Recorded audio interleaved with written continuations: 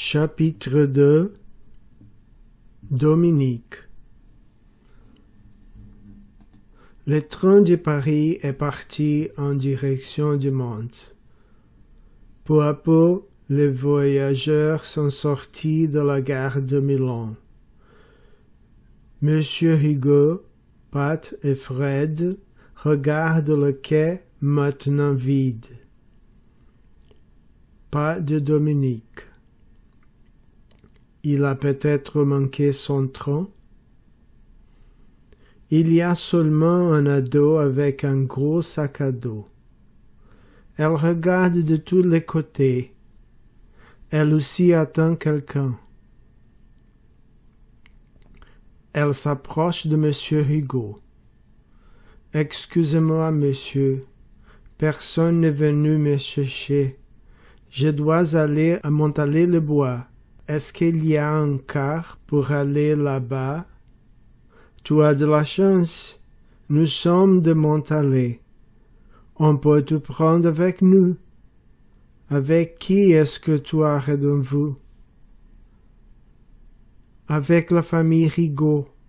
Tu t'appelles Dominique? » « Oui. Comment vous le savez? »« Les Rigaud, c'est nous, » dit Fred.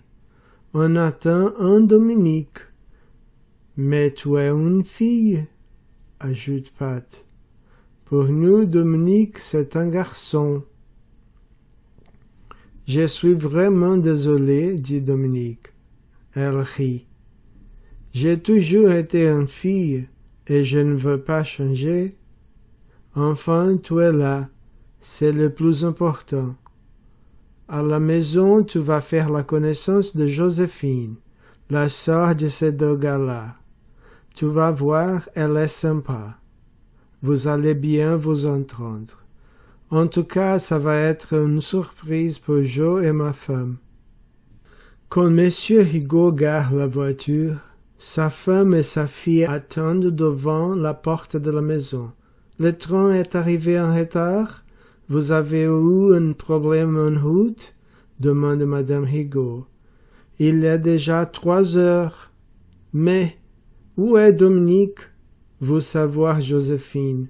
« Et qui est cette fille? »« La voilà, » dit Monsieur Hugo, quand elles descendent de la voiture. « C'est une drôle d'histoire. On a attendu un garçon sur le quai de la gare de Milan et on a attendu longtemps. Pas de Dominique garçon, mais nous avons trouvé une Dominique fille. C'est amusant, c'est une erreur de l'association, mais ce n'est pas grave. Tu as de la chance, Jo. Tu as une copine pour l'été.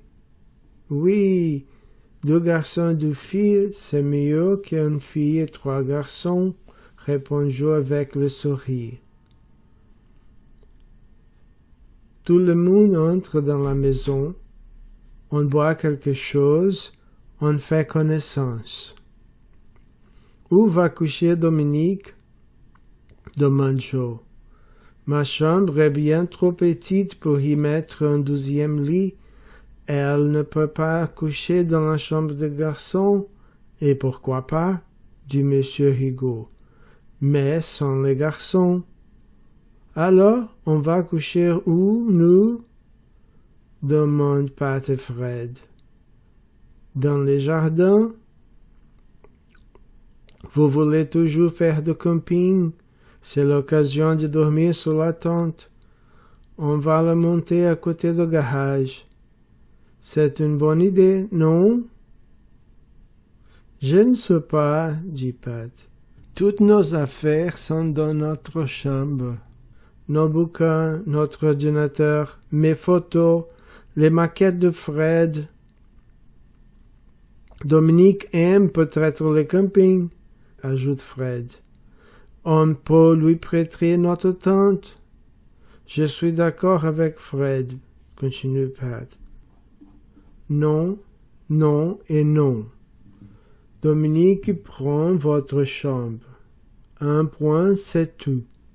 Le Moyen-Âge, les châteaux ne l'intéressent pas. Elle ne va pas toucher à vos affaires. Et dans la journée, vous pouvez aller vous amuser dans votre chambre. Les jumeaux montent la tente dans le jardin avec leur père. Dominique s'installe dans la chambre des garçons et discute avec Joséphine. Les deux jeunes filles sont tout de suite amies. Toutes les deux adorent lire, surtout des romans d'amour. Au collège, elles aiment l'histoire et le français. Elles n'aiment pas trop les maths. Il y a une seule grosse différence. Joséphine aime bien l'anglais, Dominique déteste ça. Le soir, au dîner, Dominique fait déjà partie de la famille. Elle met le couvert avec les jumeaux et débarrasse la table avec Joséphine. Pat lui a déjà montré ses plus belles photos. Fred a essayé de lui expliquer son amour du Moyen-Âge. Monsieur et Madame Higo sont contents aussi. Le soir, Dominique téléphone à ses parents. Elle rencontre l'erreur de l'association et la situation à la gare. Moi, un garçon, vous pouvez m'imaginer un garçon? Elle rit et continue. Oui, tout va bien. Monsieur et Madame Higo sont très gentils. Je suis déjà très ami avec leur fille Joséphine. Elle a 14 ans. Pat et Fred, les deux filles, sont de la même âge que moi. Ils sont jumeaux.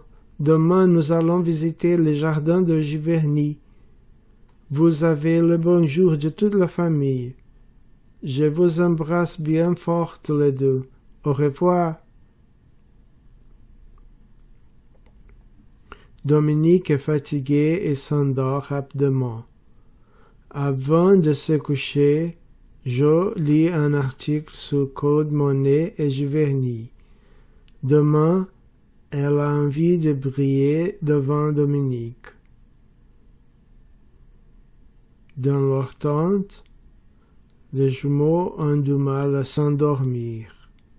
Ce n'est pas confortable. Et dans la nuit, on entend le bruit de la campagne et les cris des chauves-souris. Ils ont peur quand une chouette passe juste au-dessus de la tente. Les vacances commencent bien. Et en plus, Dominique est une fille.